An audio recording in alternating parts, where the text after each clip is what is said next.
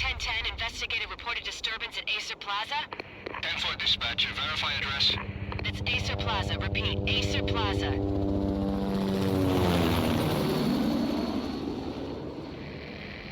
Shots fired on the rooftop. An assault in progress at Acer Plaza.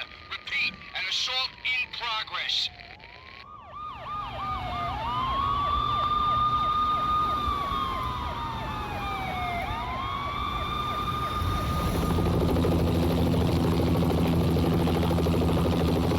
It's a war zone down here. 1085 dispatcher, need additional units. Additional units now.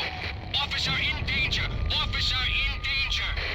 10-5, please repeat, 10-5, all units, emergency. Officer in danger, Acer Plaza, repeat, Acer Plaza, all units. They were all dead. The final gunshot was an exclamation mark to everything that had led to this point. I released my finger from the trigger, and then it was over. To make any kind of sense of it, I need to go back 3 years. Back to the night the Payne started. I was still on the force back then. NYPD, Manhattan, Midtown North Precinct, Hell's Kitchen. So when are you coming to work for me, Detective Payne? You'd make me work undercover in some hellhole. Sorry, Alex. Michelle and the baby come first. See? My last smoke. It's bad for the baby. That's you, Max. A regular Boy Scout. See, Alex? Still on for poker Thursday night, right? Like taking candy from a baby. Life was good. Sun setting on a sweet summer's day. The smell of freshly mowed lawns. The sounds of children playing. A house across the river on the Jersey side. Beautiful wife and a baby girl. The American dream come true. Honey, I'm home. But dreams have a nasty habit of going bad when you're not looking. The sun went down with practiced bravado.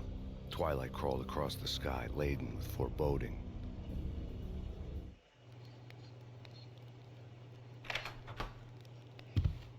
Michelle, honey, anybody home? I didn't like the way the show started. They'd given me the best seat in the house, front row center.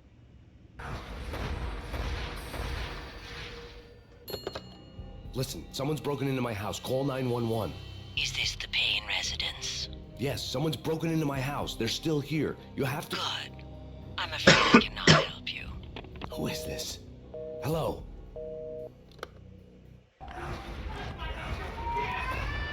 Michelle!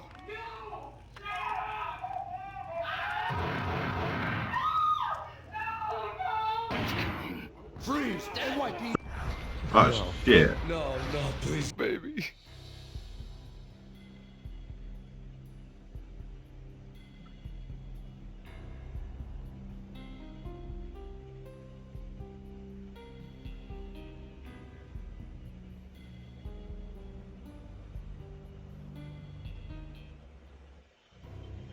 No!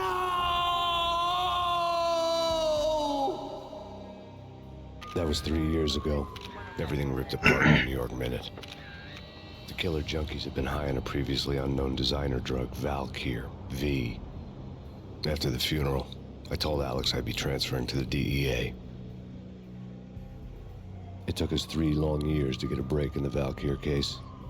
Then, finally, 2 months ago, a dime dropper tipped us off that Jack Lupino, a mob boss in the Punchinello crime family, was trafficking. I went undercover, infiltrated the worst mafia family in New York. I came in from the cold and the dark.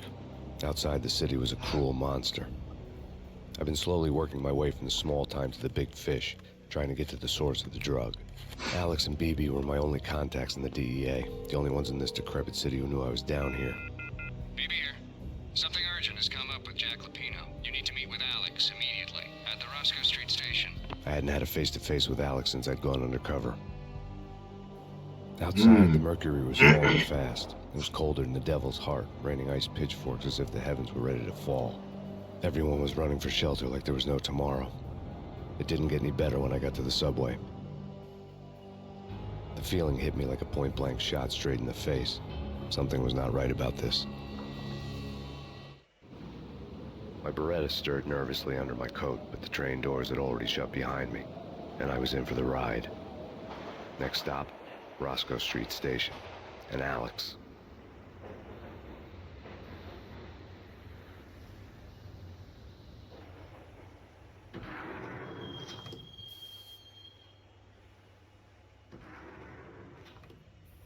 The station was drenched in gloom. Alex was a ghost, nowhere to be seen.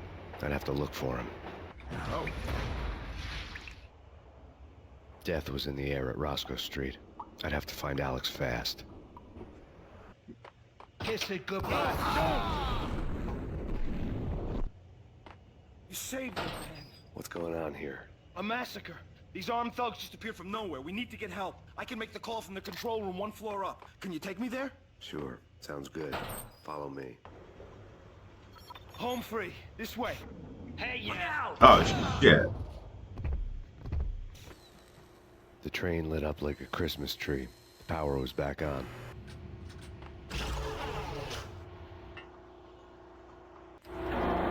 Oh. Wait.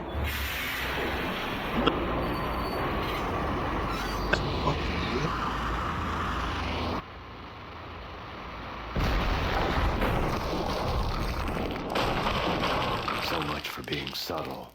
The rusty door led to an abandoned part of the station, closed off since the early 40s. Something big was going down at Roscoe Street. Maybe that's why Alex had wanted to meet me here. Maybe not. One way or the other, I was gonna find out. Hold on here. Give me the detonator. What are you talking about? I thought you'd bring it. You were supposed to bring it. Yeah, right.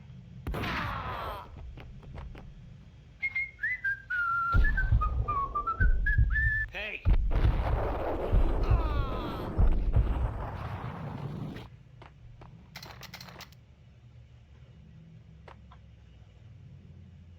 The door had been welded shut ages ago and the bomb was missing a detonator. We come to you now live from the crime scene.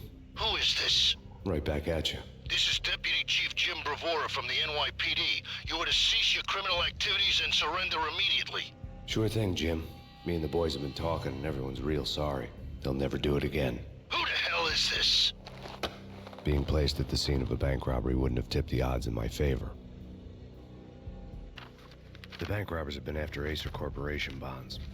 The Acer success story had recently been on every channel and on the cover of every magazine.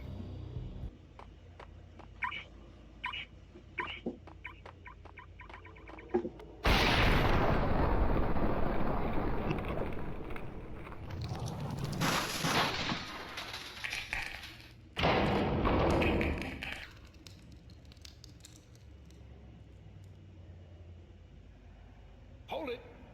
Max, Jesus, you almost had a heart attack. I nearly shot you. Alex, I'm glad to see you. What the hell's going on? There are more corpses here than at the city morgue. It's an armed robbery, a tunnel job straight to the Roscoe Bank vault through the old station wall. Is this why? This is Lupino's gig? This is Lupino's doing? Lupino's men? Really? You sure know how to pick a place? Can you get through? No, it's locked. We gotta get out of here. If it's Lupino, it's... Alex? Alex! There was nothing I could do. He was dead. I could tell by the empty, accusing stare of his eyes.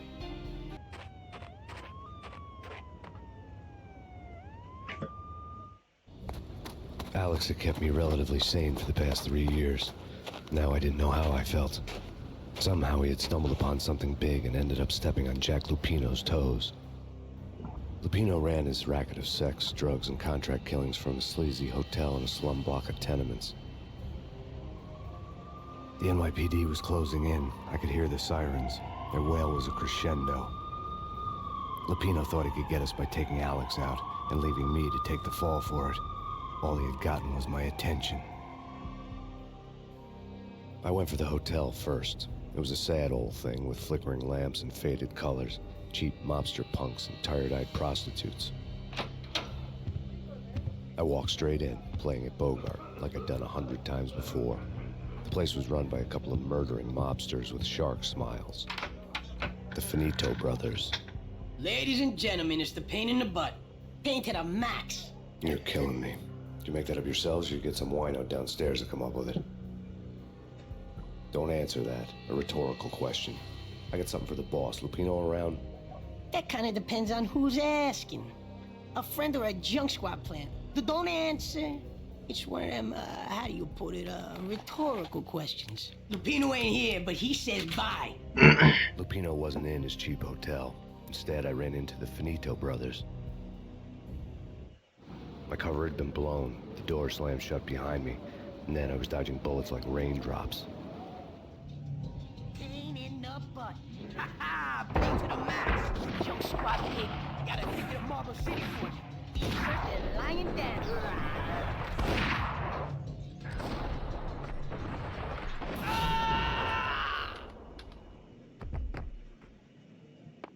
A letter on the desk caught my eye. Bosses! Everything all right? Bosses! Joey! I had met Lupino only once. The gangster ran all his rackets through his right-hand man, Vinny Gognitti. Gognitti was a high-strung whiner on the verge of breaking apart, like an overamped Energizer bunny. He had the brains to run the business, but he lacked the balls, always falling short, taking his frustration out on underage addicts and call girls. V deal goes down at your hotel. Jack's exact words, quote, "Vinny, you're in charge of this one," unquote. Rico Muerte's coming to see it through. Anything goes wrong and everybody's gonna get dead. Goes double for you. Treat this guy real good. Anything he wants, you give him. Don't screw this up or you're finito, finitos. A V deal meant added security, locked doors, lots of nervous thugs with itchy trigger fingers. I'd seen nothing coming in, but that didn't mean it hadn't been there. Rico Muerte was a regular Kaiser Soze, a spook story told to keep the apes in line. 313. The Finitos had scribbled Muerte's room number on the note's margin. Julio, you're right in there? They're not answering. Call the others. Tell them to come quick. Okay, but we can't wait for them. We gotta go in now. Bosses, we're coming in. It's Payne.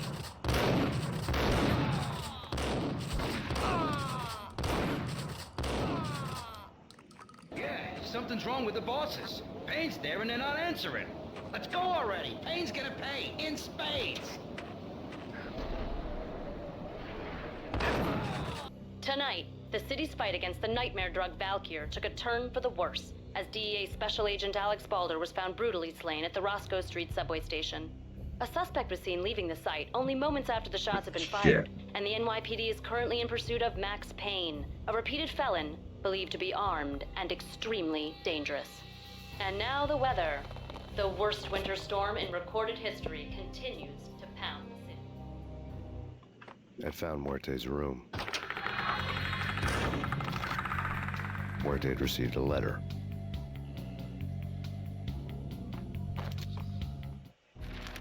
Our investigation had turned up nothing to link Angelo Punchinello, the head of the Punchinello family, to Valkyr. All tracks had ended with Jack Lupino. The letter in Muerte's room was signed by the Don himself. It was the first hint that the Kingpin knew what was brewing inside his syndicate. The trouble you got into after the Chicago screw-up. The Punchinello family bailed you out. You have been waiting for a chance to pay us back. One of our trusted boys has a monkey the size of King Kong on his back. We need your special skills for backup on a major deal. Collecting evidence had gotten old a few hundred bullets back. I was already so far past the point of no return, I couldn't even remember what it looked like when I had passed it.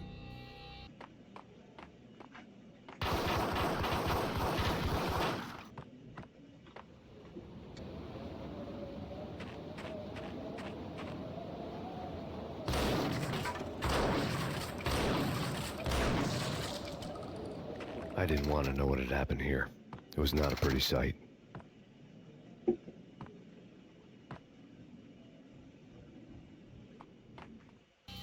The diary belonged to a hooker named Candy Dawn. The read would have made a vice cop blush. Had talks with the mystery hag over the phone again. Sent her the latest One-Eyed Alfred tape. As long as the hag keeps paying for the tapes, the old man could come every day for all I care. She had a nice sideline, making secret X-rated flicks of her clients and selling them to the highest bidder. It would get her killed if her V-fix for the day didn't do it first. The old service elevator rumbled down to the bowels of Jack Lupino's hotel.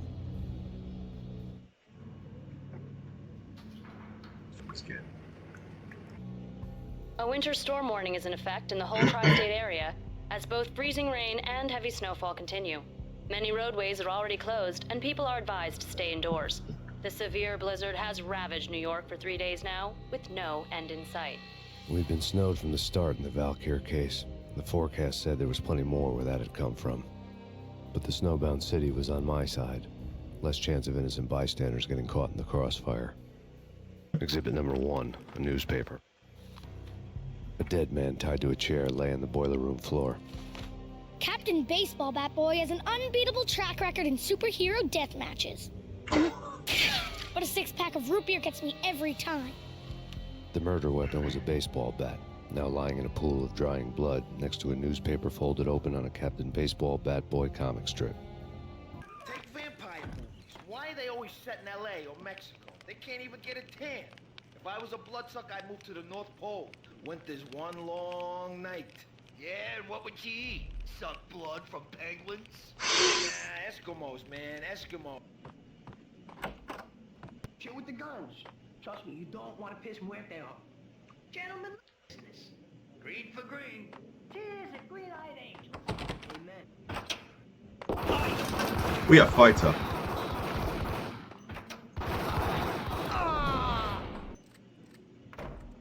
A lifetime ago, this would have gone down as a narcotics arrest. So no. It was dirty money. The transparent cylinders glowed green, full of Valkyr. There was a key on the table.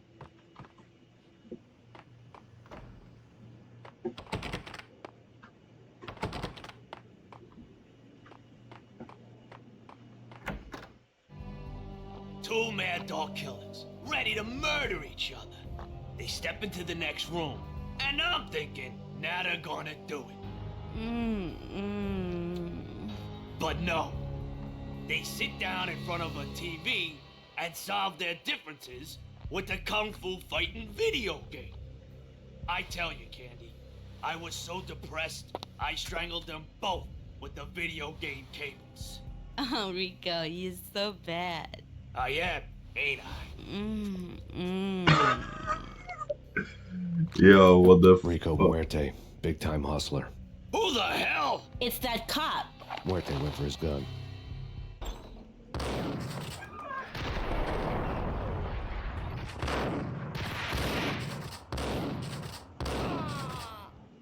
Antique switchboard was still in use. There was an old telephone switchboard in the back room of the reception area, the kind that made phone tapping child's play. It wasn't hard to picture a fat pimp sweating with headphones on, listening to his hookers talk dirty and fake orgasms over a web of party lines, the blood veins of New York. Right now, there was a different set of moans and groans going on. Boss, Cornelia, this is Max Payne. He came, started capping us. He killed him. Are you freaking kidding me? He's just one lousy cop. You better be freaking kidding me. Whack him. What's the freaking problem? Hello? Answer me. Hello? The word was out. A deadly virus released into the city's corrupt circulatory system. Something wicked this way comes. Max Payne at large.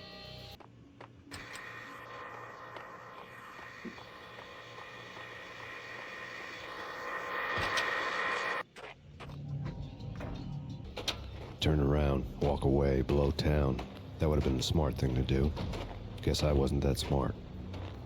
Lupino's tenement buildings were a seedy hangout for all kinds of sleaze. A liquor store, a pawn shop, a laundromat full of mobster bookies and loan sharks. The list went on. The how and why of it was a mystery to me, but they knew I was a cop. They knew I was coming, and they were going to get real trigger happy about it. I got to see Lupino's hangout all lit up. A bomb went off, turning snow into liquid gold. A pillar of fire lifted the remains of a car straight up into the air. The flames were highlighted on the hood of a black Mercedes-Benz as it coasted down the street real slow, as if the driver didn't have a worry in the world. I got a good look at the man riding shotgun. It was Vladimir, the head of the local Russian mob, the fly in Don Punchinello's soup. The ringing in my ears was the sound of a mob war being waged.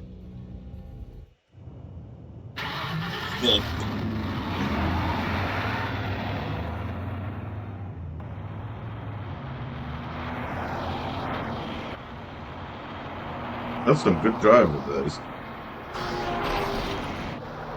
Not really.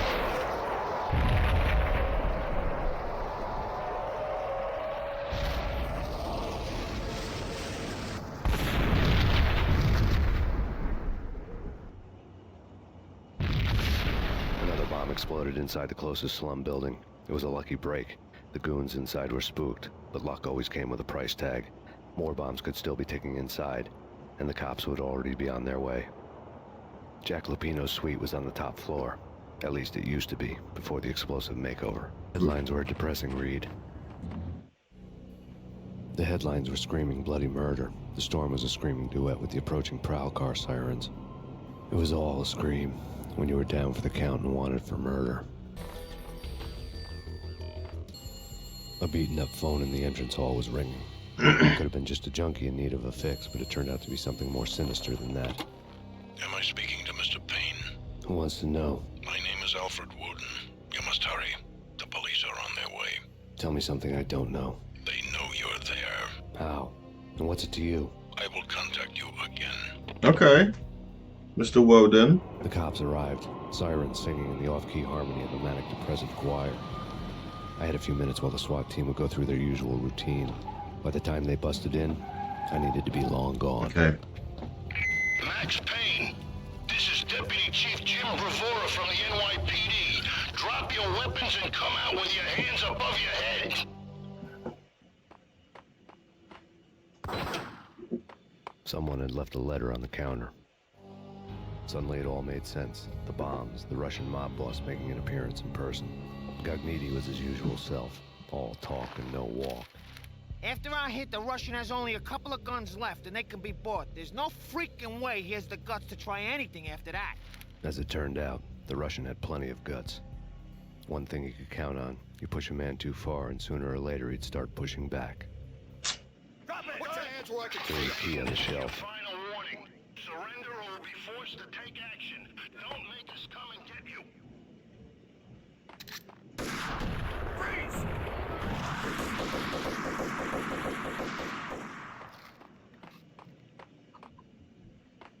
Bombs had destroyed all the stairs up to Lupino's office. The alternate route led there by way of adjoining rooftops.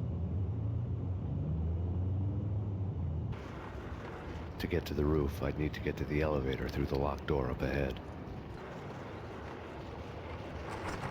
Pizza delivery. Never seen you before. Buzz off, Joker.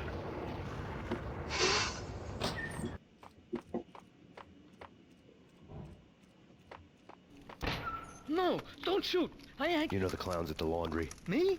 No. You're no good to me then. What? No, the laundry, yeah. I know him, yeah. Get me in there. Okay. Oh, man, I'll come to the laundromat with you. I'll get you in. It's me. Open up. Let me in, quick. Not so fast. The password. John Woo. Come on. Okay, John Woo. All right. Come right in. It's a trap! Idiot!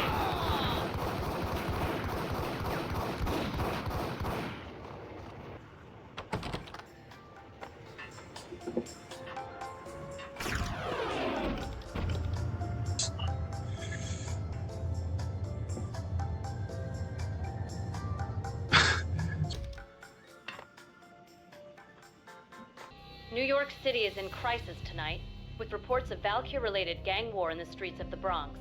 Apparently, Max Payne, wanted for questioning in connection with the slaying of a DEA special agent earlier tonight, is waging a one-man war against his former partners in crime.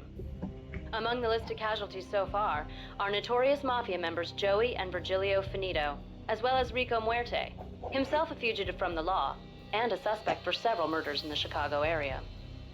The NYPD has been placed on full alert. A citywide APB has been put out on Max Payne.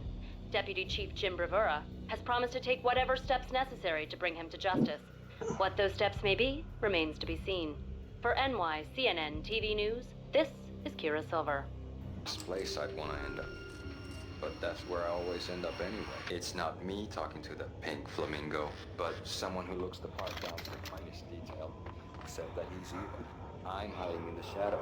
What the hell are you standing around bombing your bar! They're bombing us! What are you doing? You're doing nothing! What are you doing? This is war! Freaking war! Vinny Gognitti, just the man I've been killing to see. Payne? Freaking Fed! I knew from day one there was something screwy about you. What do you think you're doing? You're a freaking cop. You ain't got squad on us. You can't just come in here waving your piece like it meant something. Yeah! Oh my God! Oh God, you shot me! Ah! You're dead, Payne! What the hell are you waiting for, you apes? Kill him! Kill him! With pleasure, boss. Gognitti bailed. I made like Chow Yun Fat. What are these references? I don't understand any of them.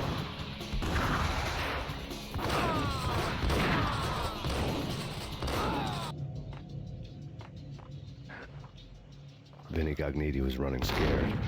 He could run, but with a bullet in the stomach like a broken bottle of Tabasco, he was quickly running out of time. He knew where his boss was, and I wanted to square things up with Jack Lupino. Gognitti would be moving fast. I don't know about angels, but it's fear that gives men wings.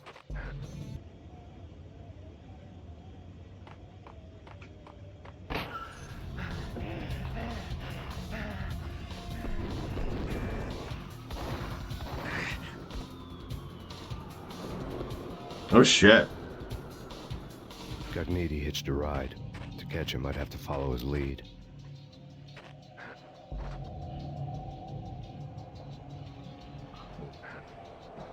This was my second train ride of the night. The way it started didn't promise anything better than the last one. Freezing wind tearing at my face like sandpaper and razors, ice hard and slick under my hands and feet. And somewhere in the background, the wail of sirens, the city howling after me. New York sped by in fast forward. Dark rooftop water towers and a dead forest of antennas and chimneys, all a blur. When the train he was riding slowed down, Gognitti made his move.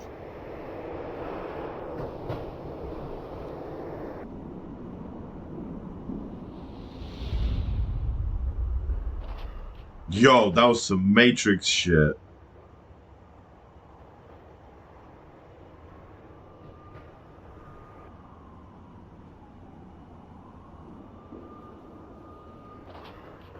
How the fuck do they make that jump? What the fuck?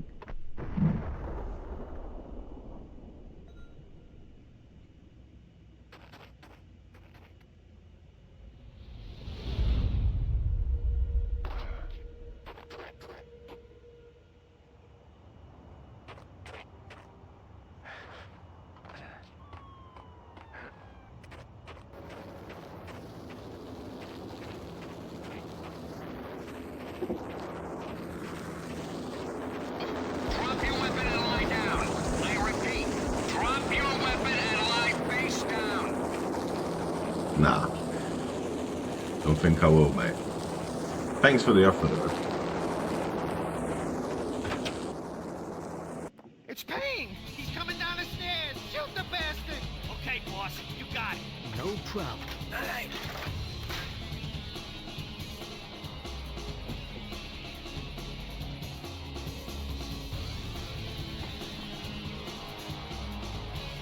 Hey, yeah.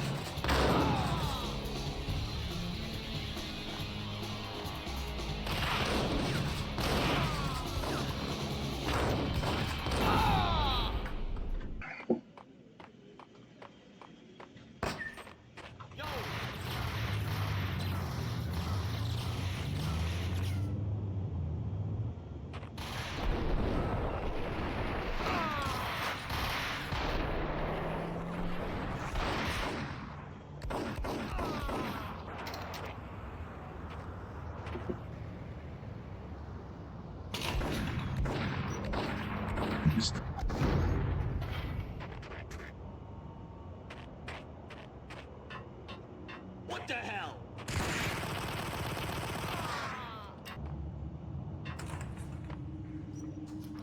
Great.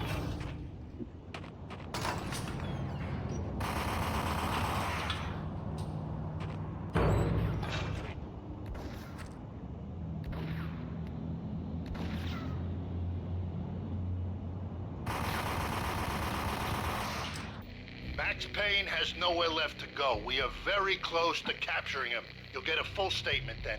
Right now, I've got better things to do, ma'am. That was Deputy Chief Jim Brevoort in the NYPD with no further comment at this time.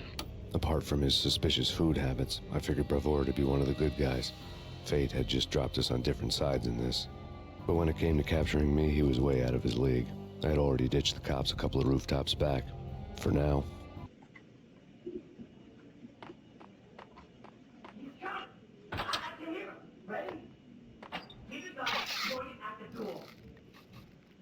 Okay, this is it.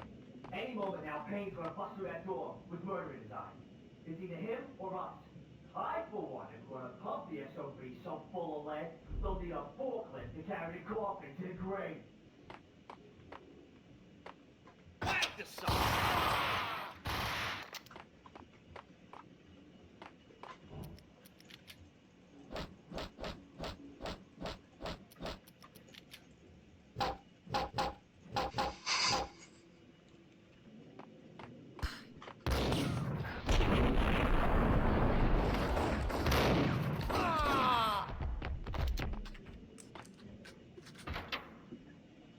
God damn it!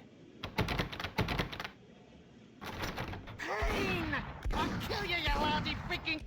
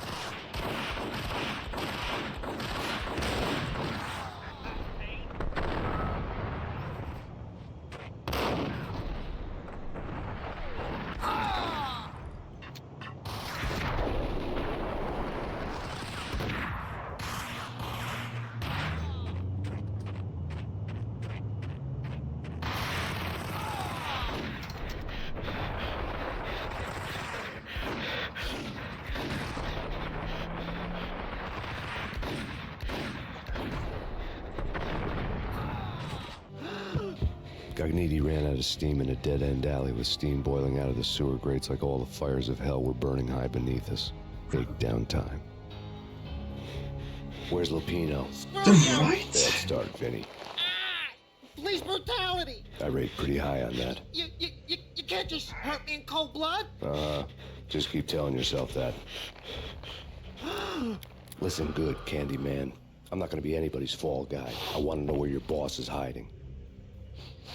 There was no glory in this. I hadn't asked for this crap. Trouble had come to me in big dark swarms.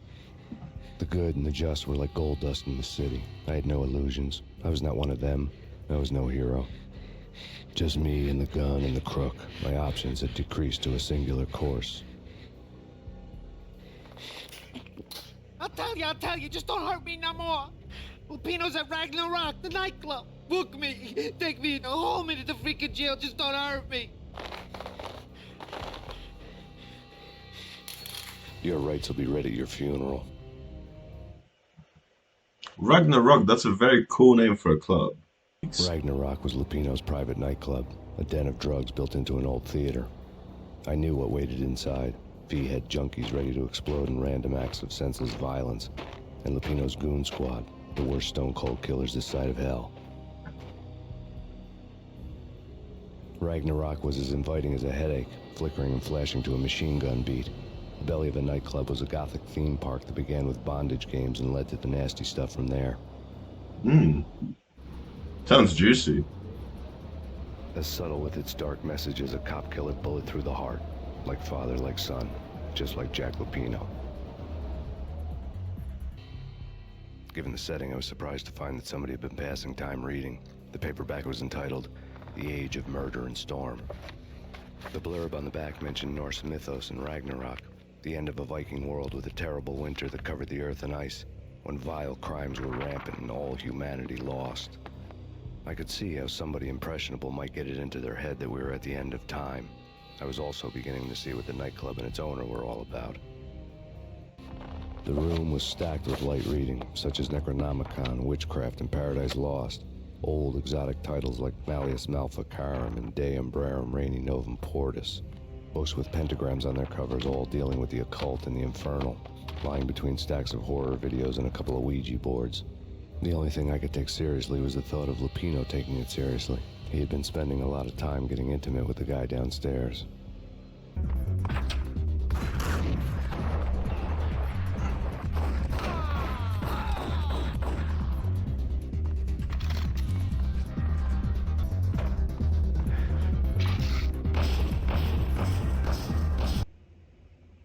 Five big guys?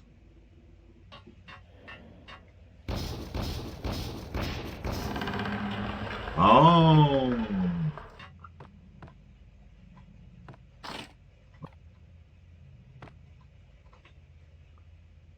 The stage area led to Lupino's inner sanctum.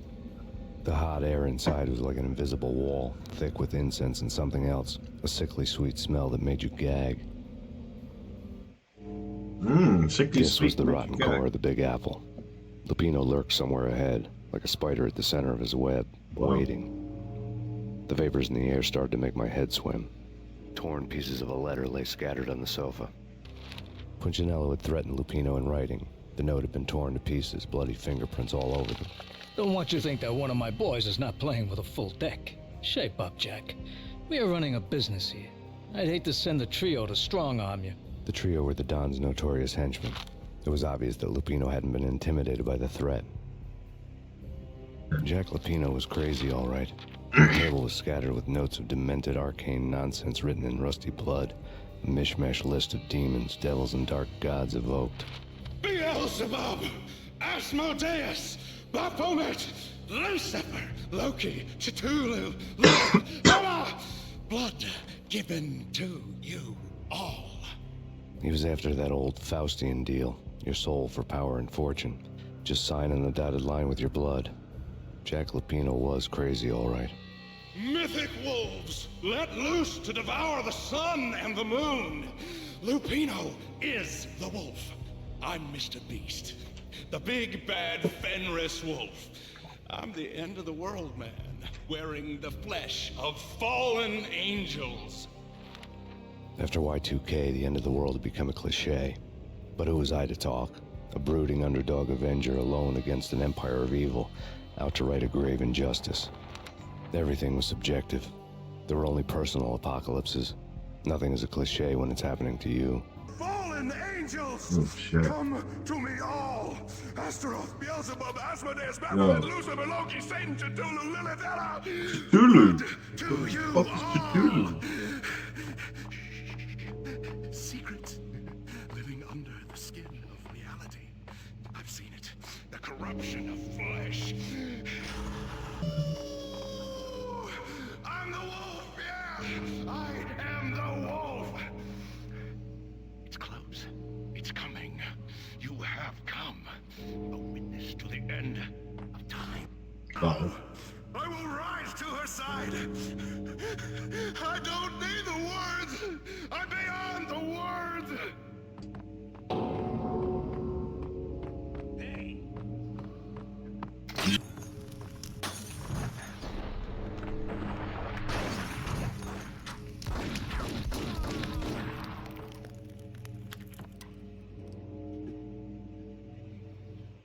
I had known there'd have to be a catch in it somewhere, and this one was the Empire State Building of catches. Lupino was pumped up and dying to go 15 rounds with a mutant alligator. And then he started this spooky monkey talk, straight from a bad dream. Mine. I have tasted the flesh of fallen angels. I've tasted the devil's green blood. It runs in my veins. I've seen beyond a world of skin, the architecture of blood and bow and arrow. Death is coming! She is coming, and hell follows with her. This is the twilight winter. I am ready to be her son. Her time is now, and all who stand in her way must die! Die! You'll die! You'll die! Now! All die!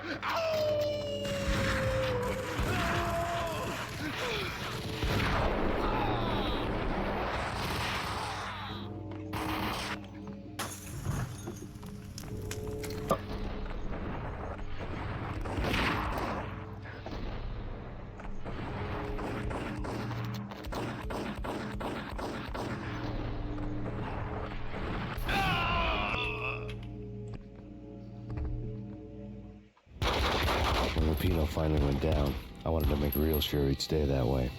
V was a bad monster. Turned them into zombie demons from outer space. I think he's dead already. Huh? And that's when it happened.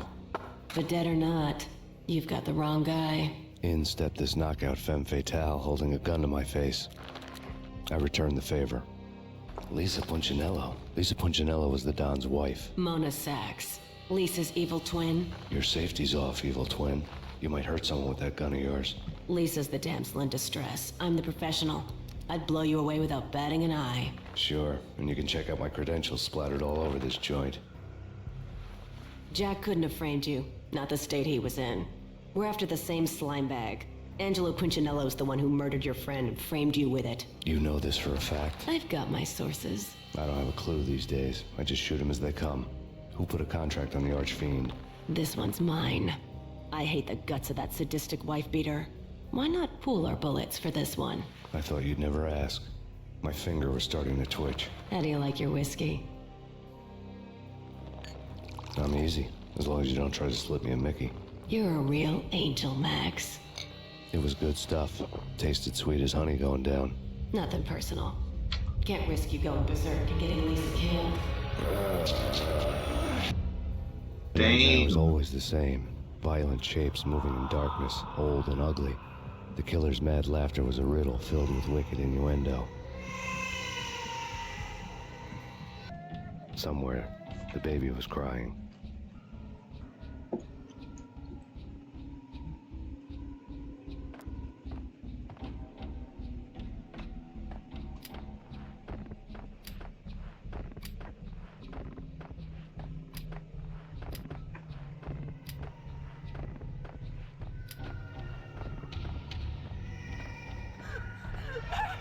No, please, Max. Why? I didn't mean to. I'm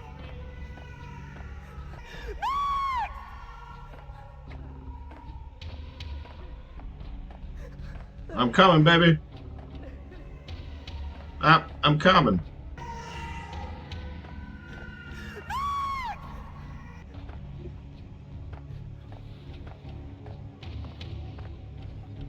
Should have known it when we found you snoring next to Lupino's corpse. A comedian, huh?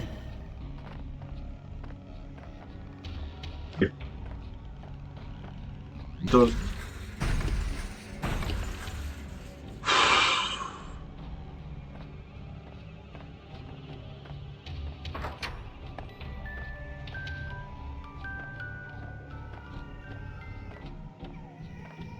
I really love to watch cartoons.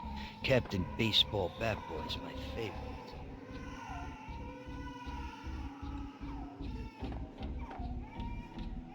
Alex and I had a few moments of glory between us. Crime-fighting comrades, the best in NYPD DEA collaborative team. Good-hearted macho bullshit like that. I would have given anything to have him here as my backup. No such luck. No luck at all.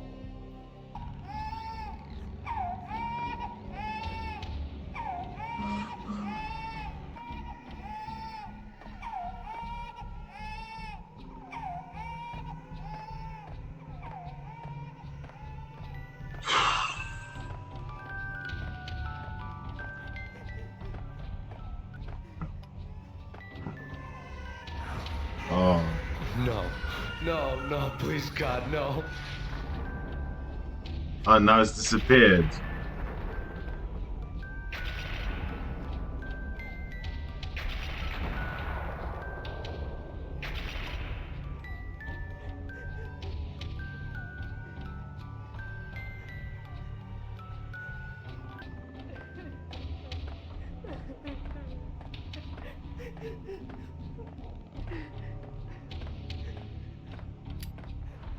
You can slice them, dice them, shoot them full of holes, blow them to bits, vaporize them, disintegrate them. No matter what you do, they'll still be back good as new. Situation. Michelle's diary lay on the table. Max, no, please, Max. Why? I didn't mean to. I'm sorry.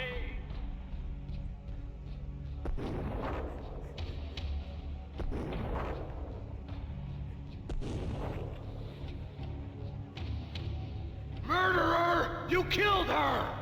Nothing like that ever happens in the real world. I woke up in a bad dream. My head felt 2 sizes too small for my brain. Max Payne. I envy your name. And the killer was smiling. Pleased to meet you. I'm Frankie the Bat Niagara. Niagara, as in you cry a lot? He had a baseball bat and I was tied to a chair. Pissing him off was the smart thing to do.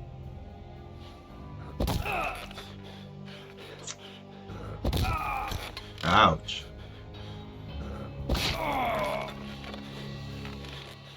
Ouch indeed. Nothing wrong with a little laugh now and then. Take me, for example. I love to watch cartoons. Cartoon violence is a fascinating thing. Let's take a break. I need to take a leak and maybe grab a cold one at the bar. Don't worry. I'll be back to finish this off.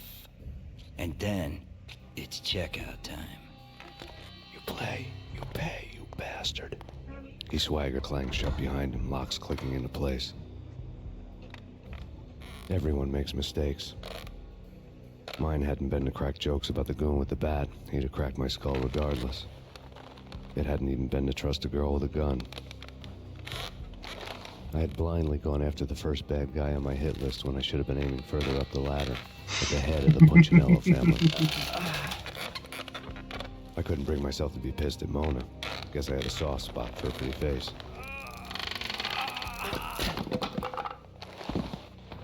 But when somebody decides to play baseball with your head, you tend to get sore. They had dragged me back to the basement of Lupino's hotel. I was beaten, bruised, and blue. I felt like the chair I had broken to get free. All I had was Niagara's bat, sticky with my own blood.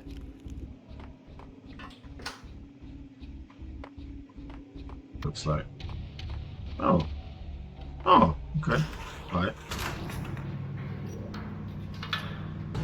There he is!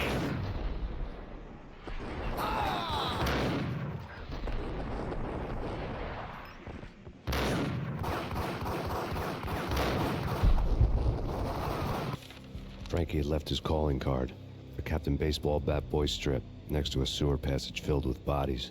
You'd better not mess with Captain Baseball Bat Boy. Even my archenemy, Bicycle Helmet Girl, swoons at the sight of me. Aha! There were enough corpses to put a mass murderer to shame. Like, yeah, not even messing around. Just so well saved.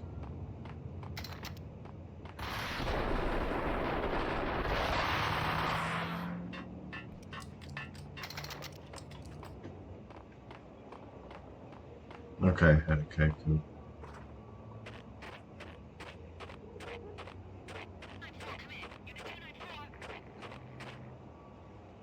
Mobile arrest center. Where am I going?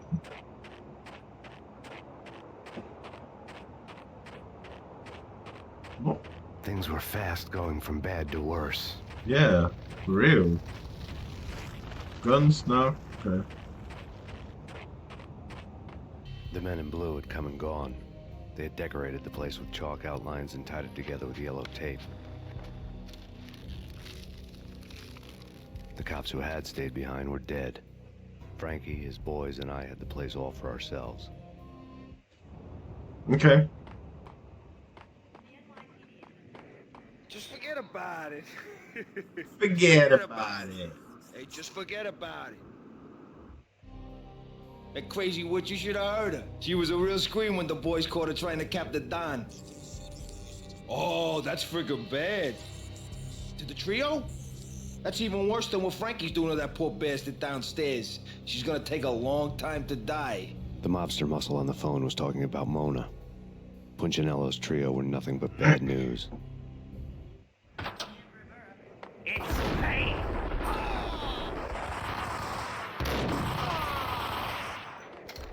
More evidence that Punchinello didn't like. The fact remains that all the victims so far identified in the Ragnarok shooting have been known criminals, many of whom had large doses of V in their blood. Reliable sources say that Max Payne was also among those killed, although no body has been recovered at this time. Reliable sources. That meant somebody thought the Mafia had me, didn't want the cops snooping around anymore. The body would be delivered to them barely recognizable. Case closed. Don Punchinello had the power to be that reliable source, which was no news. But his news was old news. Framing me hadn't been enough. Don Punchinello had put a hit on me. He wanted me dead, and it had been important enough for him to give written instructions to Frankie about it. Max Payne should die like a dog for the trouble he's caused. Frankie, I know I can trust you to give this matter the dedication it needs.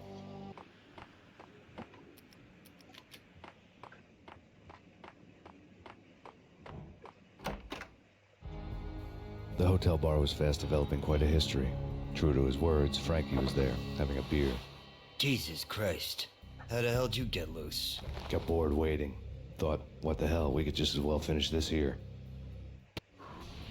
Fine by me. This one.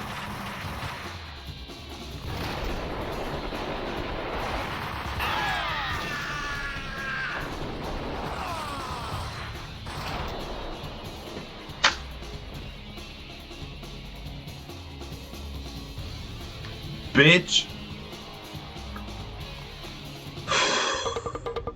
Thank you. You've been That a was so lovely stressful. Who the girls anyway. Unfair. I spotted That the was tail as soon as I stressful. left the hotel. A big black Mercedes. I'd seen the car before. That time it had heralded impressive explosion. Vladimir was back. Bang. You're dead, Max Payne. I might have laughed if I remembered how. What's this supposed to be? Cops and robbers? Look, you want something with me? Get in line. Peace, man. Relax. You know you are a real news item. Armed and dangerous. I am going to make you an offer you can't refuse. I've always wanted to say that. It's a bum rap. I've been framed. Well, that's a moot point. Whatever you did or did not do, I'm sure you had good reason for doing it. Want to hear me out? I'm listening. Punchinello messing with V is bad for business all around. But that's not all. There is this guy, Boris Time, used to pull jobs for me. He's the captain of the cargo ship Charon. Now the bastard turncoat has gone over to the other side, Punchinello's. The ship's loaded with high-res hardware, guns, my business. If Punchinello gets hold of that cargo, he's won and I have lost. And you'll have your work cut out for you. If you want to get to Punchinello, you'll need heavy-duty persuaders. I am just the man to get them for you. Change the ship back under my flag, maybe pop 2 in the traitor Dime's head while you're at it. You'll get enough guns to start the apocalypse. You in or out? Let's get this show on the road. Vladimir was one of those old-time bad guys with honor and morals, which made him almost one of the good guys. None of us was a saint. The Brooklyn riverfront was a maze of rusty containers, sharp-boned cranes looming up from the snowstorm. On a night like this, you couldn't help but think of the dark army of dead men sleeping with the fishes, cement shoes in line. No Minotaur lurked in this labyrinth, but somewhere out there, on the clanking deck of his cargo freighter, the skipper of the Chiron was waiting, like the ferryman of the river Styx.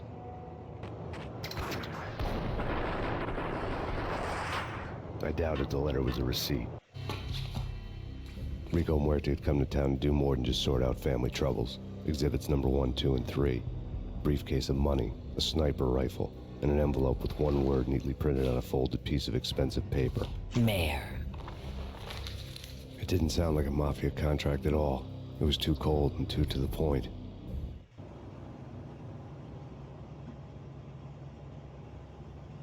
Alright, let's see what that's like then, yeah? Oh, very cool.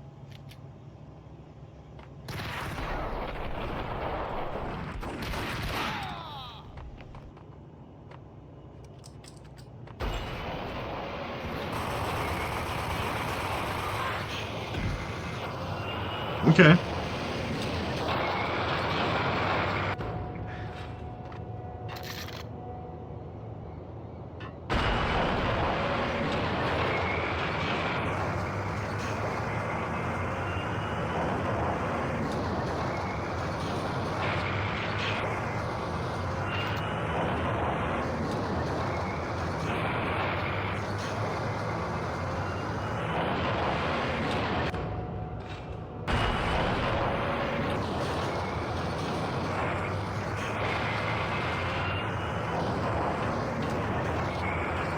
I'm ready, motherfuckers. Where are you?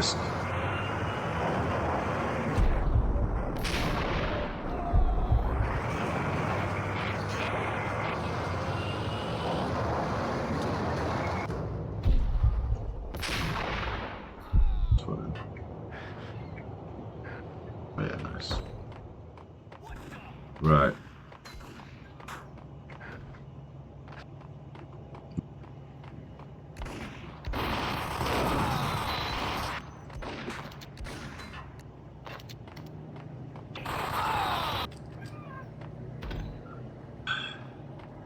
I found Boris Dime's ship.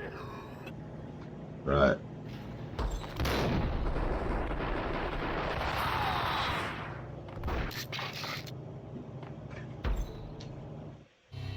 Rust had crept over the sides of the cargo steamer a long time ago. Boris Dime would be on board. I'd have to smoke half of his crew to even get near the gangplank. Guns were probably being kept in the hold, buried amidst the rats and oily water.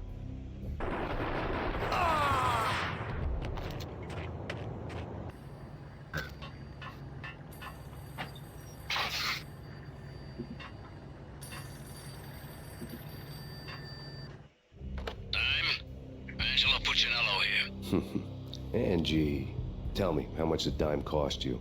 I bet it was more than his name. Max Payne. Right the first time. You're dead, punk. You sure you're not confusing me with Boris here? But you are right, of course.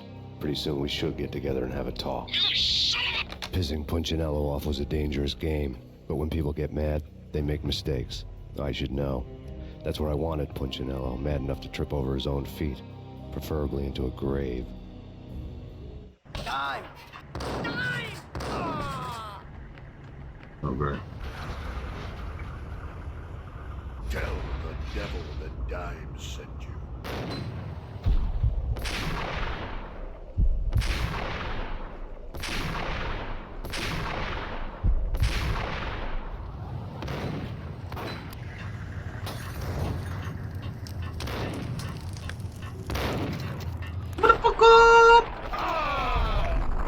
Oh! You know how to handle yourself. Anybody who says collect all the guns and ammo you want. Meet me on the bridge afterwards. Did you get everything you need? Check. I owe you. Anything you need. This is my solo. When I'm through, Punchinello won't be anybody's problem anymore. Clear as vodka. But anytime you get between a rock and a hard place, just whistle. This could be the beginning of a beautiful friendship. You really get a bang out of this big-time gangster act, don't you? Firepower. I figured I couldn't get to Punchinello at his manor. I could only hope that he wouldn't pass a chance to hear me beg, to see he's won. This is Max Payne. I want to cut a deal. Payne, you're a dead man. That's what everybody keeps telling me. I got your ship and her cargo. I want to meet. No pain, no gain. Capiche? You know my restaurant? Yeah, I know it. 1 hour. Punchinello's restaurant had seen better days. Snow was falling like ashes from post-apocalyptic skies, but that was outside. Things would soon get hot in the Don's restaurant. I knew it was a long shot, Angelo Punchinello actually showing up, but there was no crime in hoping.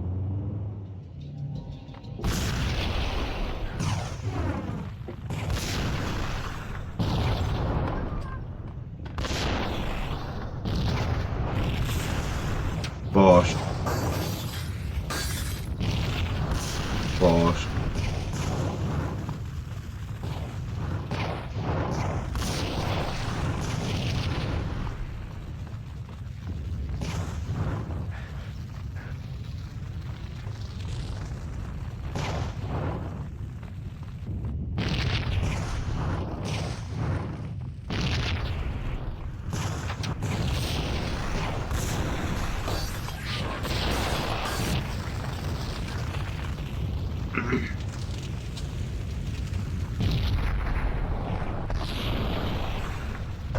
Nice. Punchinello was burning to get me. The feeling was mutual. He was trying to put out my flames with gasoline.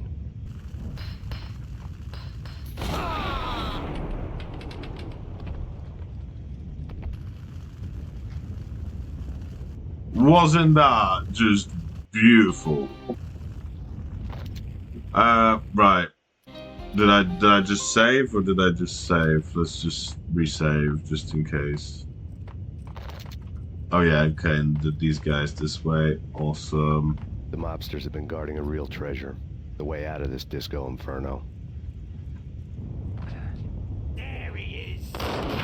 Oh, you bastard.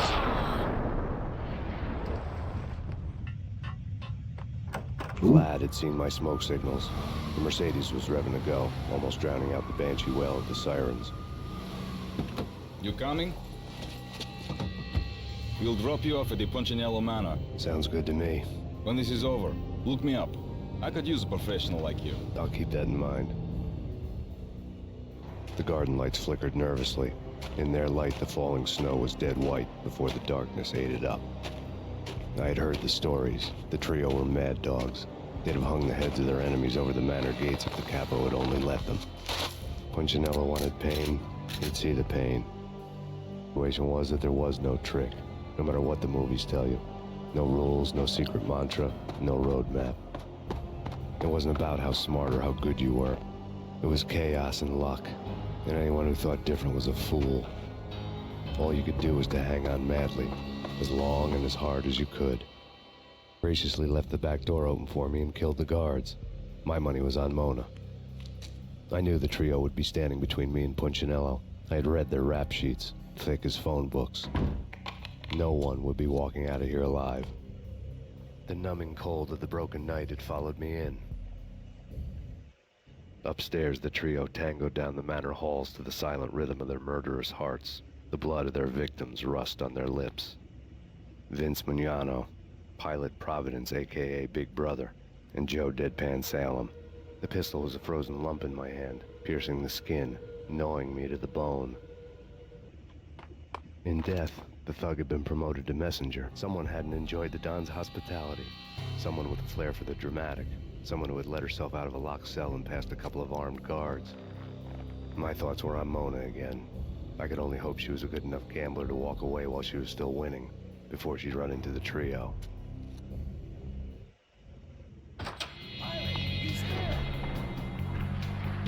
It didn't take me long to run into the trio.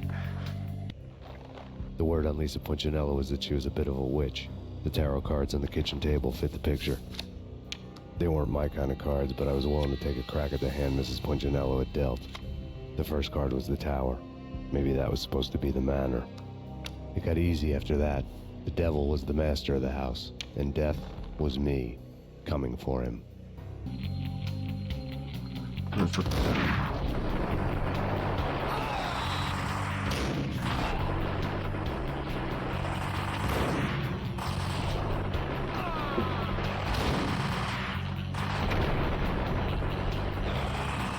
One down, two to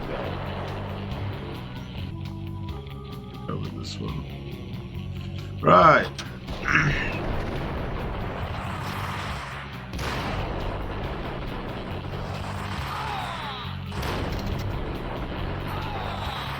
Two down, one to go.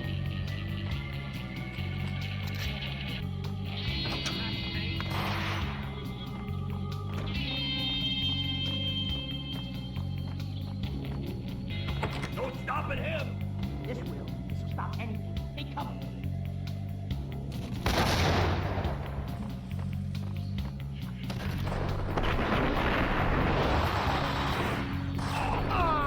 What did he shoot at me? A rocket launcher?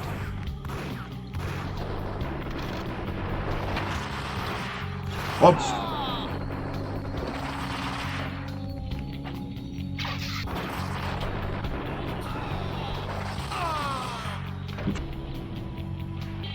It was too late for her. You're a real angel, Max. I couldn't tell whether it was Mona or her sister. The body was a mess. The sick bastard had really gotten a kick out of it. Seeing her lying there got me thinking about another woman's body on another bed. Got me thinking about a fallen cradle.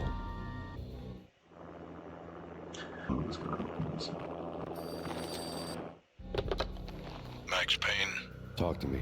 Alfred Woden. You've got company. An armed helicopter just landed on the manor grounds. You must hurry. The more the merrier. Vince Mugnano.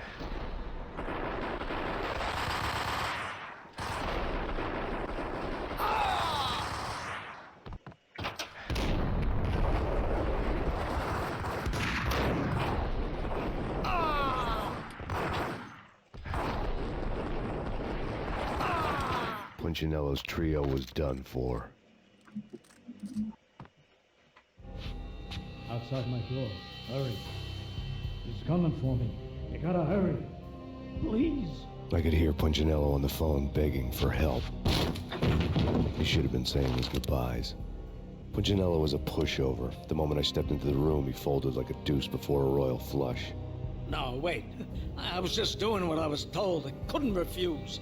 She's someone high up. Government, maybe. I don't know. He was trying to buy more sand for his hourglass. I wasn't selling any. No, I told him nothing.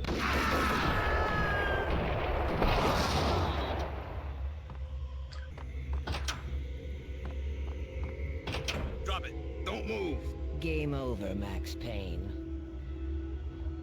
I could tell when I was outgunned. It was time to take another beating. The mystery witch was a real barracuda.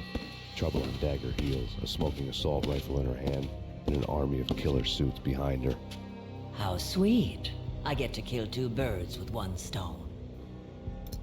Sooner or later, it was going to catch up with you. Mr. Payne, it's time to show you the benefits of my brew. Be a good boy now.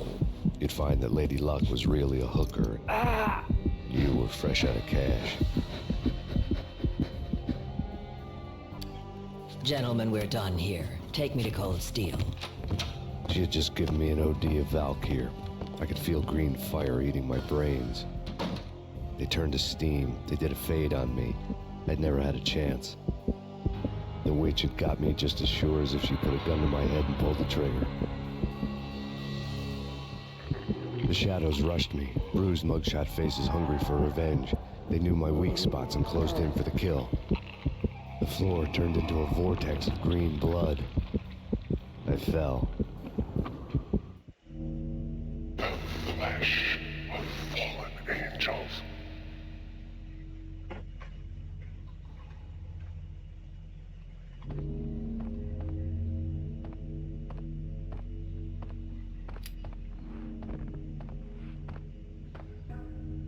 Max? Max, is that you?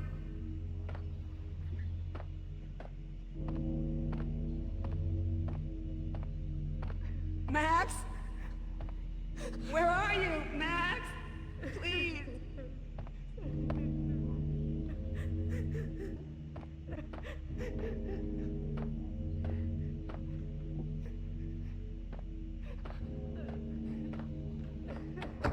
Oh, please, Max, no. I'm sorry. Please don't, Max, no. Please.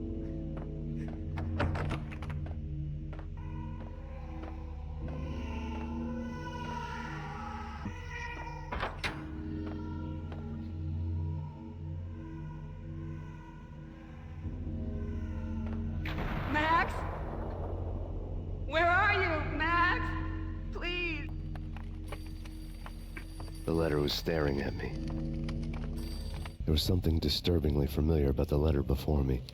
The handwriting was all pretty curves. You're in a graphic novel.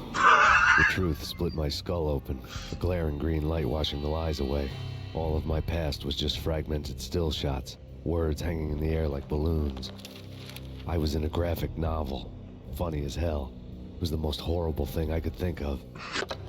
Bartender is shiny stuff and dreams are made of stooped necromancers. He sings like a banana wrist, having strayed too close to the constellations on their shaved skulls. It was a bad line in a prank call. Someone spouting insane babble. I couldn't make sense of it. But I had an overwhelming sense of deja vu, and the caller's voice sounded oddly familiar.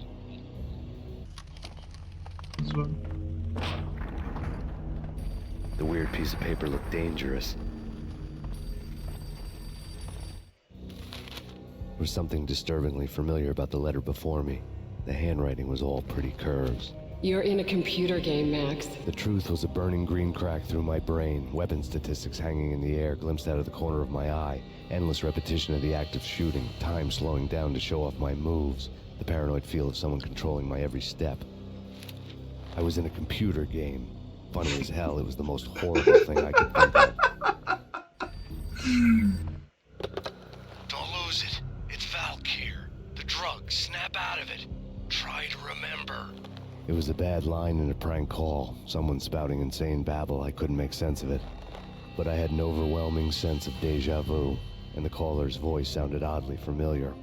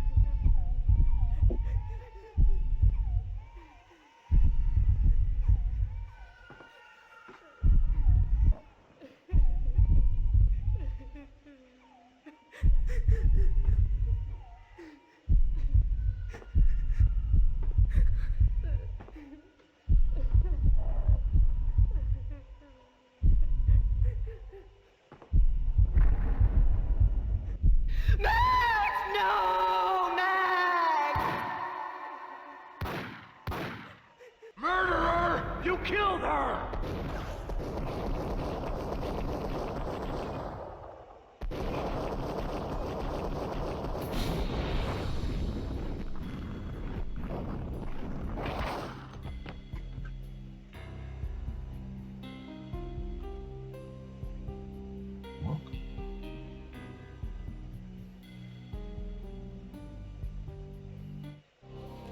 Max, something happened at the office today. A strange memo. Something about Vikings. Honey, I gotta run. You can tell me all about it this evening. Have a nice day, darling. The bullet holes were rubies on her chest, blood glowing on her ivory skin. She was so beautiful. The killer was smiling. The flesh of fallen angels. Slowly, the green nightmare faded, leaving dark stains on my soul that would never come off. I felt like flatlining. I was all shook up. I woke up in a cold sweat, sick and tired to the bone, lying in a puddle of my own puke. The hag had said take me to Cold Steel before it had all gone crazy. It was a clue, the only one I had. It took me forever to crawl back to my feet and hit the road, but when I did, I drove straight to Cold Steel Foundry outside the city.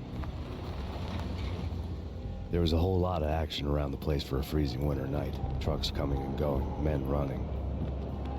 I had the drop on the mystery witch. She thought I was dead. I was on her blind side. I was going in.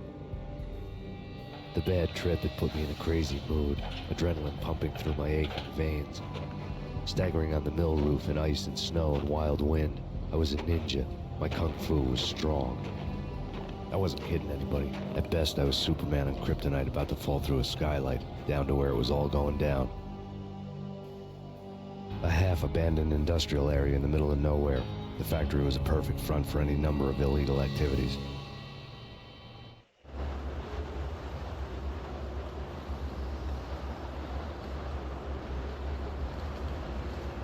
In the belly of the plant, molten metal boiled and bubbled like a witch's brew.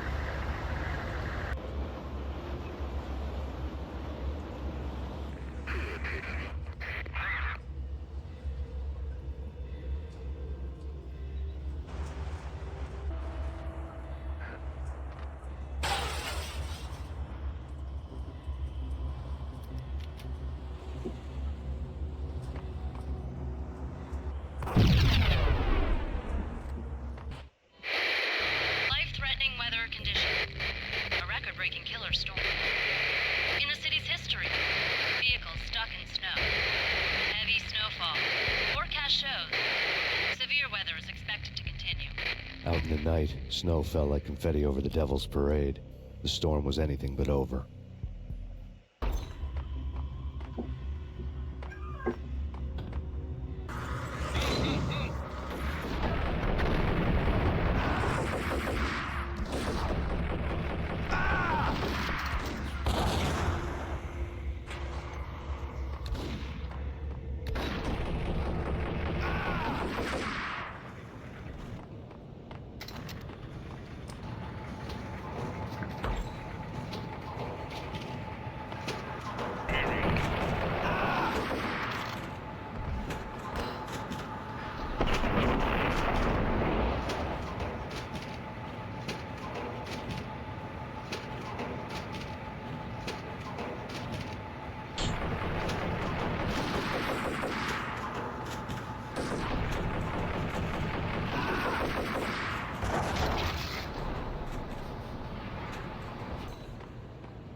Can you believe it? I bet they sleep with their rifles.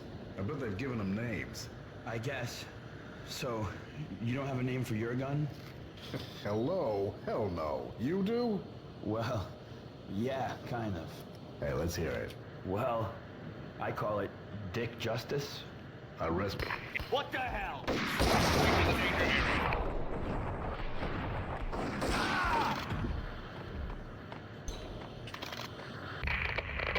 Perimeter breached. The facility has been compromised. Repeat, the Deep Six has been compromised. Initiate Operation Deadeyes. The walkie-talkie military lingo could mean only one thing. They were getting ready to destroy the evidence and vanish into the night. I was so close. The hidden truths were just around the corner.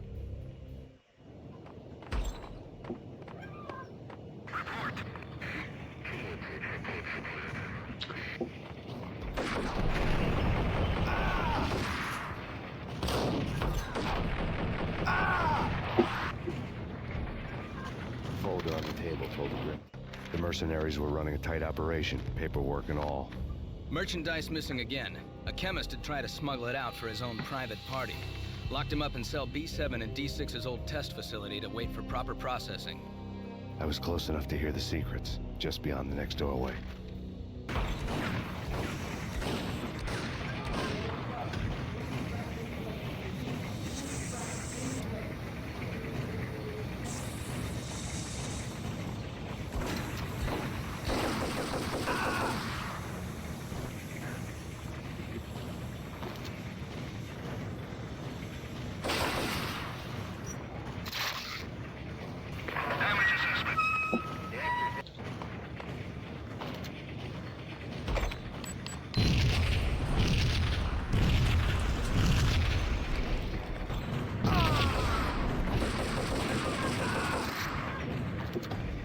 elevator shows me the way. Processing diagrams fill the control room screens, all but one. An elevator titled D6 on one of the screens, somewhere onwards, past rows of ovens, in the core of the plant.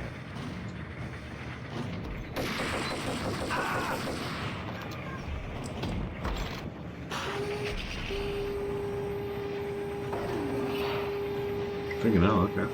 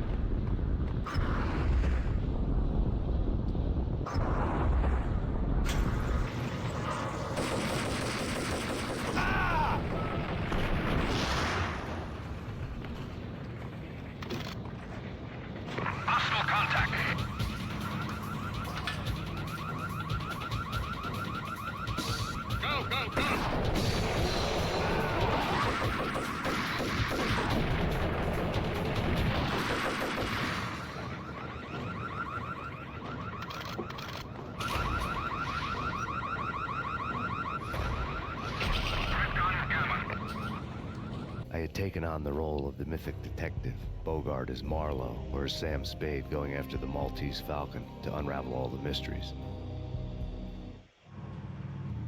Following a path of clues to that final revelation, even if it would take me down to the cold, cavernous depths of a grave. You can't do this! My men are still inside! Do you have any idea why this is called Operation Dead Eyes?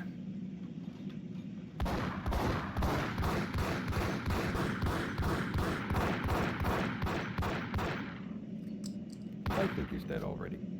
Let's do it.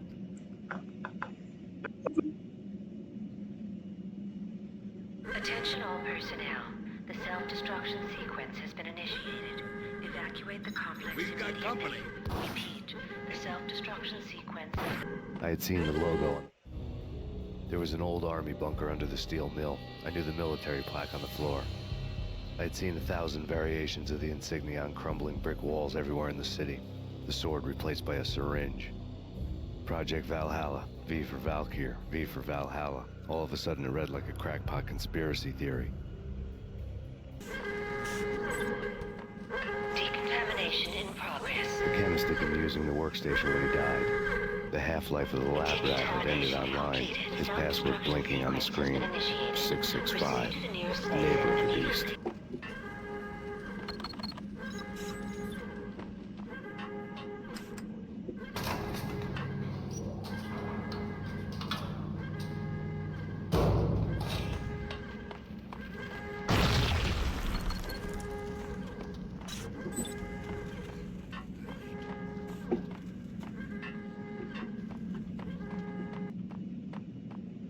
Hey, in here! Hey, get me out of here! I'm innocent!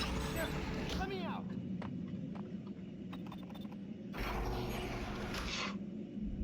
Thanks. I thought I was gonna die in there for sure. I need you to get me through the decontamination chamber airlock. You're crazy! No way! The place is blowing up, for Christ's sakes! Either that or back to the cell. Your choice. Okay, I'll do it. I'll do it.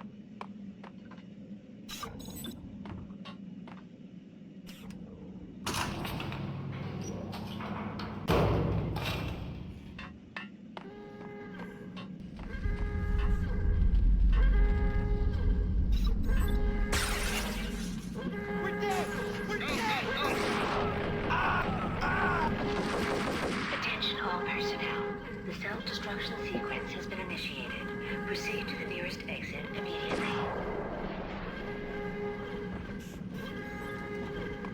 Get in! I'll punch you through. Decontamination in Did a bad progress. thing. Bad. Decontamination complete.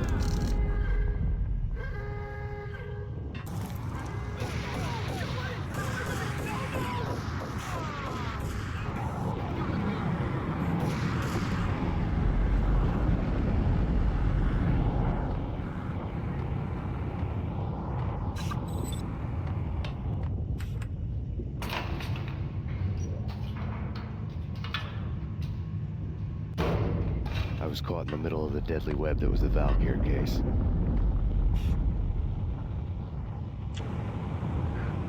One of the lab terminals had... Top secret. Project Valhalla. U.S. Army. Yggdrasil Network.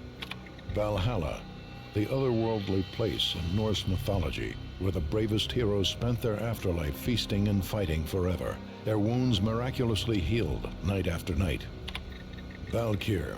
The maidens who chose the most courageous Viking warriors and carried them to Valhalla. 1991. The research objective is to create a chemical substance to enhance the stamina and morale of infantry troops. 1995. Results unsatisfactory. Project cancelled. Someone had decided to continue the sick experiment unauthorized. Project compromised. Data leak. Fix the damage by any means necessary. Security clearance red. Authorized by the project lead. Field test. Double the dosage for all the remaining test subjects. Observe and record the subject's behavior in an urban setting. The drop-off point was my old address in New Jersey. The file dated 3 years ago. Just when you thought you had reached the deepest depths of horror, it suddenly got worse. How to turn off that small voice inside your head that started to whisper that you should be glad that now, if not before, your revenge was justifiable on any conceivable moral scale. That small voice proved, beyond any doubt, that I was damned. Project logo on the screen. The dagger-heeled woman had come and gone a long time ago. There was nothing more for me here. The bunker's name was acting as a self-fulfilling prophecy.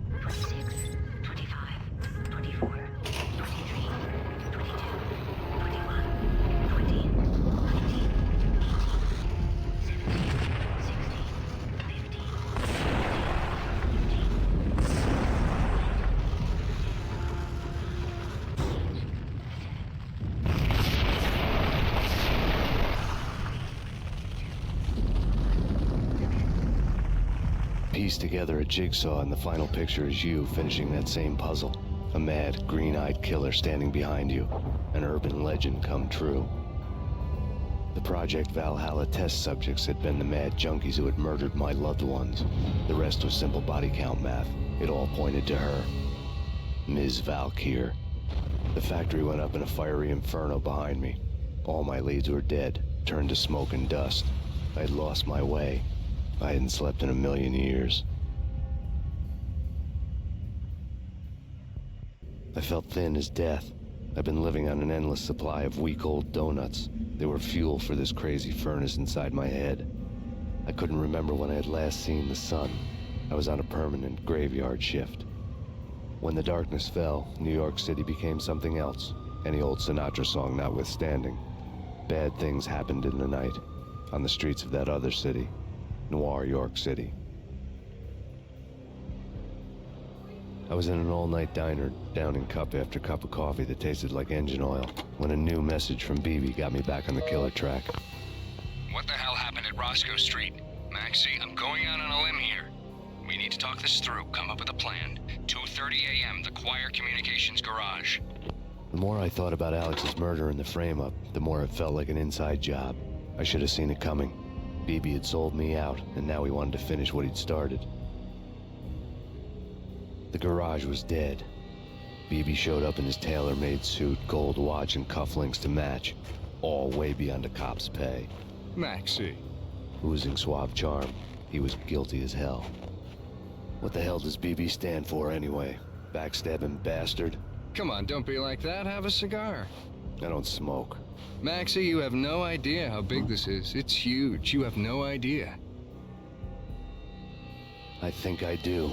You're a bribe-taking bent cop who sold out his partner. Those mobsters in the subway were a dead giveaway. Hard to miss.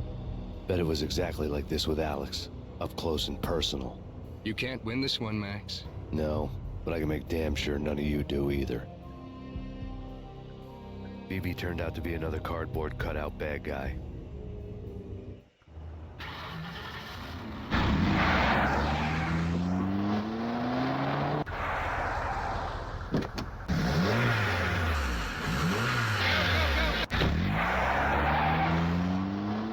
A bad cop on the take.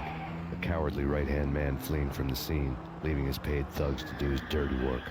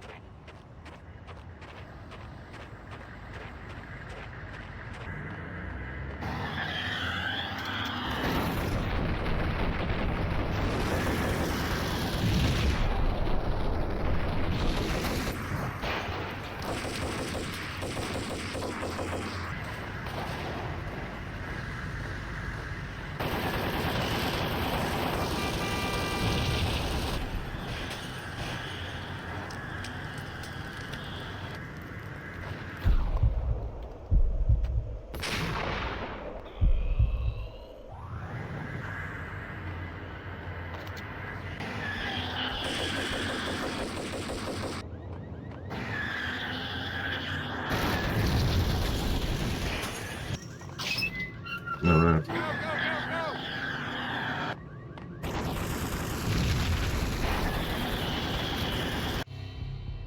Reports of a fire at the Punchinello Manor in Westchester.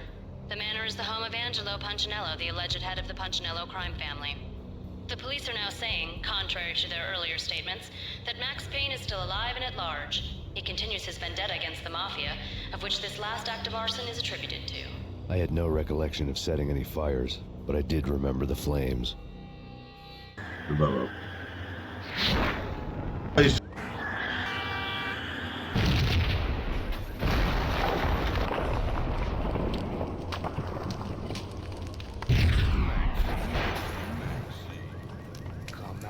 out wherever you are.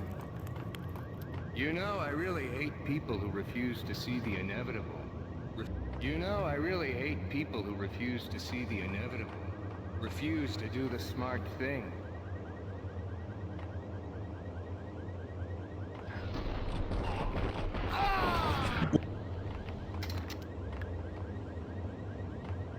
Payphone started to ring.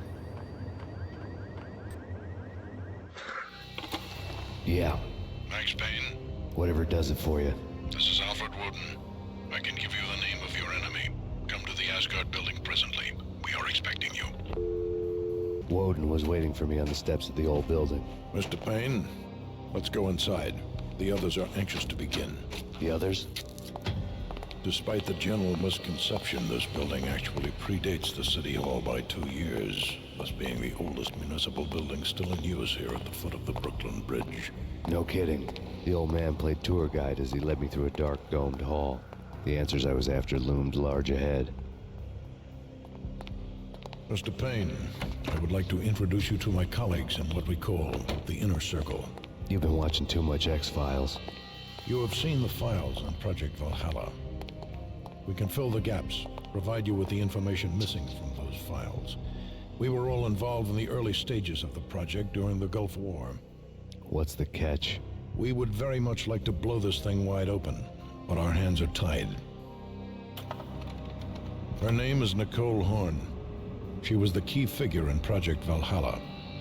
When the funding was discontinued, she simply refused to quit. She knew exactly what she had in her hands. Nicole Horn is the president of Acer Corporation. She has more than half the city in her pocket. This must be kept under wraps.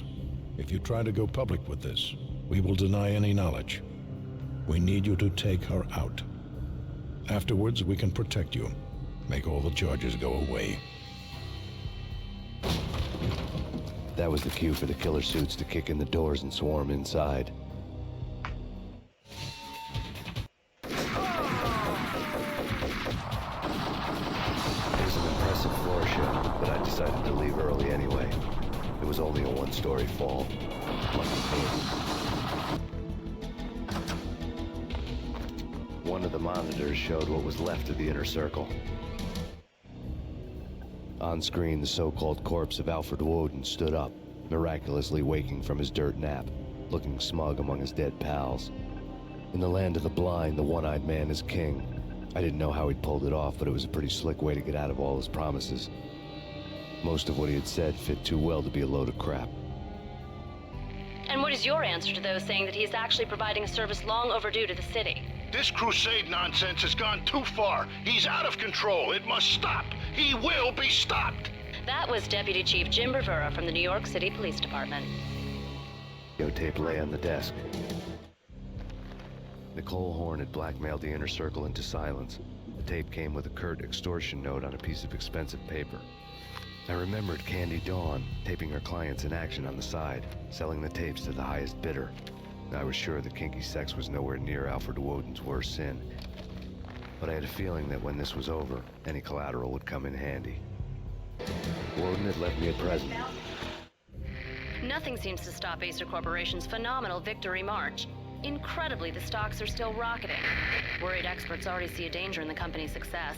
Some have gone as far as to say that Acer Corporation is about to become an even bigger monopoly than Microsoft ever was. Woden had taken care of my mission preps with military precision. The critical areas in the Acer Corporation headquarters blueprints were circled in red. The president's office was at the top of the building, right below her penthouse suite. The elevators were controlled by a security computer, part of the mainframe located underground below the building. The high-rise was sealed as tight as a sci-fi fortress. Move, move, move!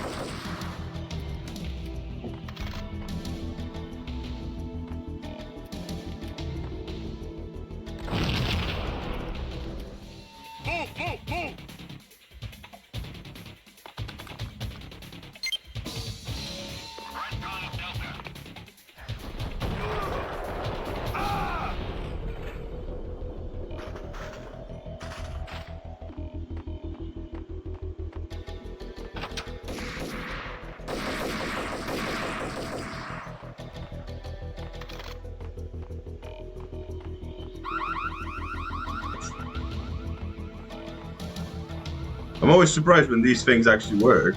Ever? Gotta be Butch Cassidy and the Sundance Kid. A hero's end, going out with guns. What the?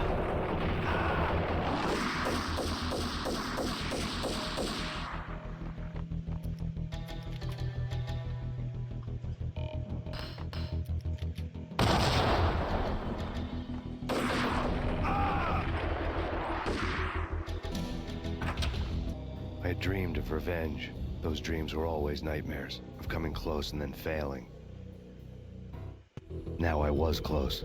I had a name to guide me, Nicole Horn. I had nothing to lose.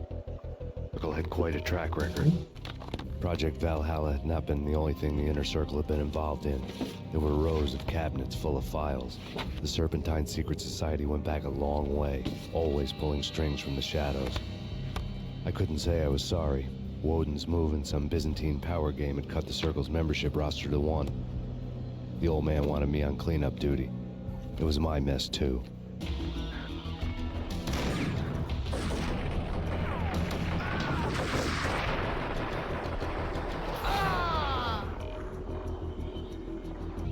CIA, FBI, you've seen one, you've seen them all.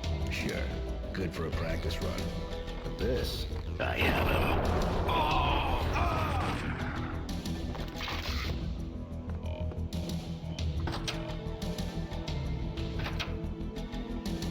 Take him down. Shoot to kill. Let's finish this.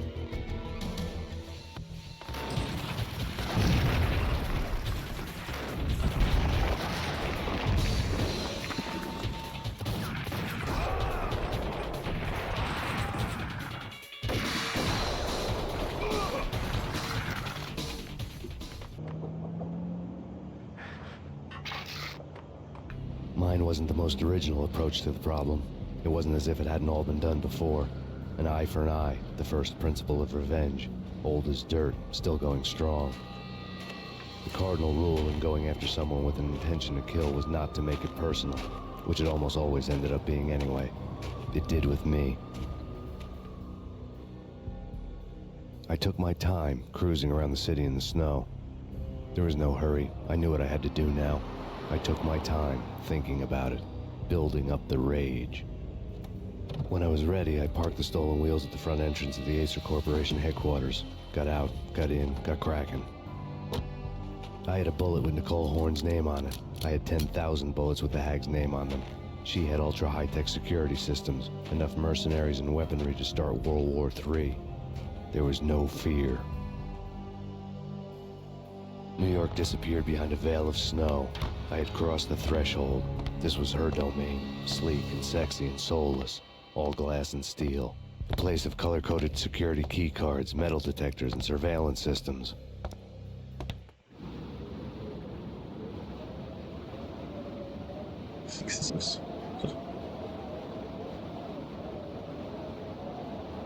Colder than a walk-in fridge. Cold as a gun.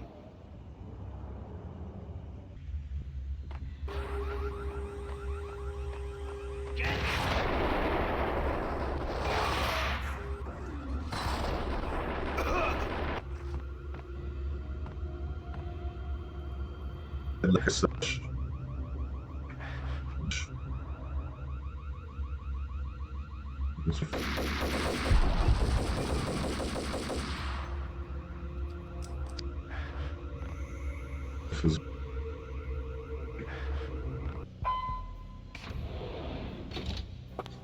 Mona, looking good. Max, we gotta stop meeting like this. It will be a cold day in hell before I let a narc cop stop me. Miss Sachs, do your job. Max, you're a nice guy. I don't kill nice guys. You're not bad yourself. It was different when Horn wanted Punchinello dead. To cut her ties to the Mafia, he deserved to die. The same goes with her. She's the bad guy here. Her sister was whispering to her in my favor. I knew the appetites of ghosts intimately. They hungered for revenge. No! A gunshot boomed and she fell down in slow motion. She was a nice girl, not really a stone-cold killer. And now she was stone-cold dead. Like religious fanatics or loyal samurai, Horn's private army was coming at me.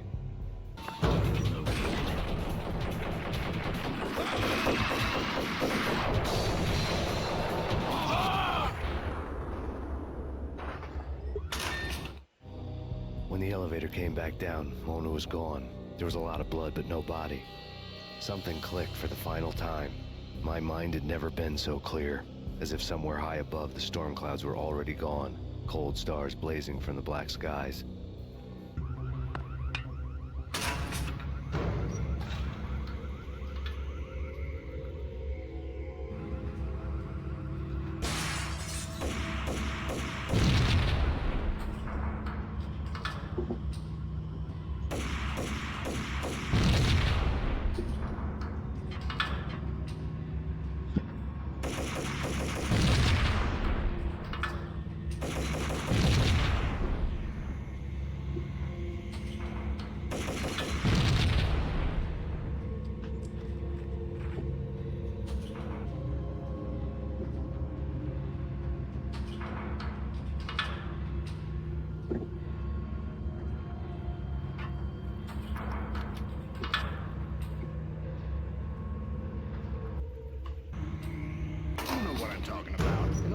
Action movies, and I'm talking about the coolest of the cool. What the?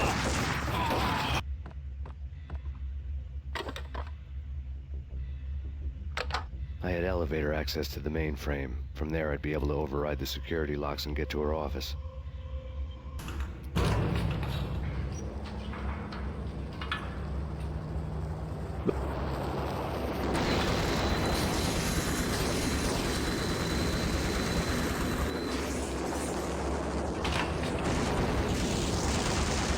The unmarked chopper was Horn's pet guardian, inhuman and flawless. It was stalking me.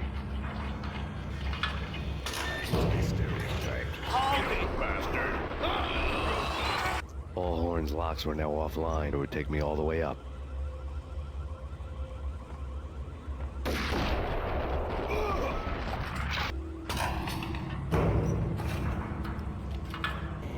from this height, the night seemed to stretch on to eternity. A hint of desperation had crept into the snowstorm, as if it was trying to get it all out before the end. Horn's personal computer was on. Next to the printer was a neat stack of expensive paper. Hacking through Horn's computer would have unearthed files of criminal plans, strategies for world domination, spy helicopter reports, illegal wiretap recordings, internet porno, all of the above. Take your pick. I really didn't care anymore. I had seen too much of it already. Kier had been meant to be a white-winged maiden that would lift you to a warrior's heaven, but it turned out to be a one-way demon ride to hell. The devil was in the drug. I knew. I had met him.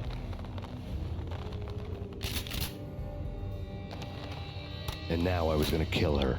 The queen of the underworld who had tried to lift herself a bit closer to heaven with her drug money.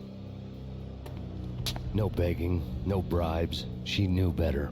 Honor among killers. We who were about to die. Both of us knew how this would end, in pain and suffering. All this because your wife stuck her nose into things that were none of her business. The cops were coming to take me away. The sirens were like a bad conscience I couldn't shake. It's ridiculous you've made it this far. You won't be alive when they get here. Stop him!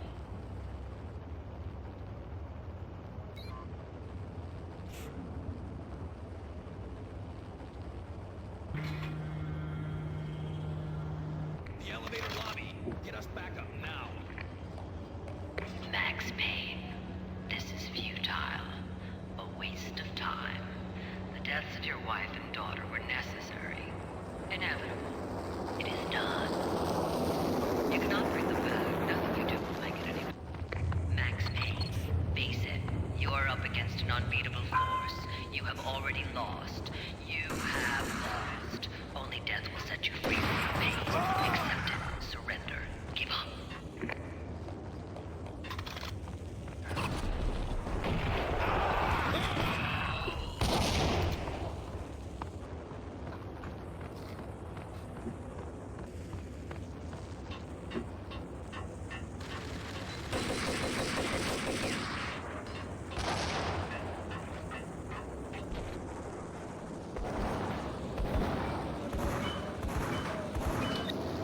Roger that. Attempting to land now. It's gonna be tricky.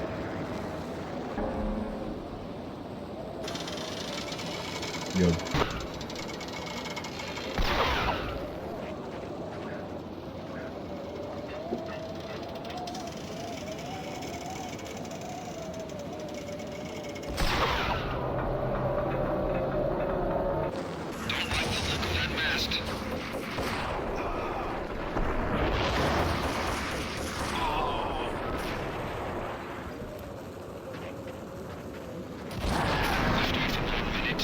Oh wow.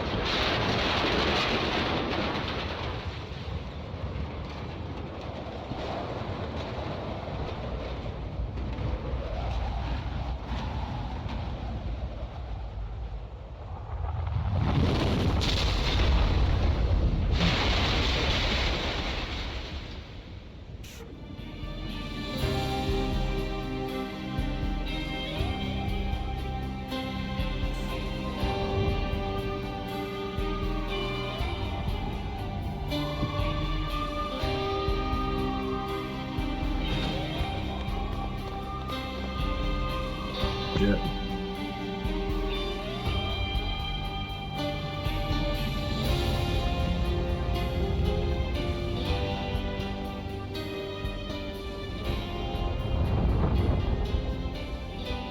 all dead.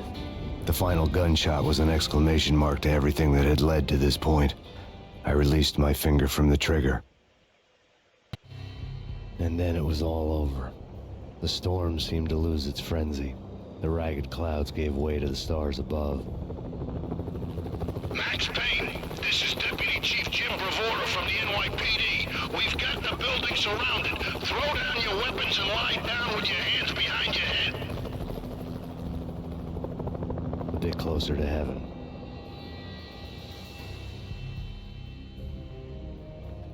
The cops' voices were distant and muted. Freeze! NYPD! Hold it right there! My ghosts released me from their haunting. Down below, New York City glittered like diamonds on black velvet. You gave us one hell of a ride. Take him down to Central Booking. You heard the man. Woden was there in the crowd, standing by the sidelines. It wouldn't be over till the man with the patch would say so. He'd say the right words. I knew he would. He'd better. Woden grinned smugly. It was the grin of a winner. That made two of us.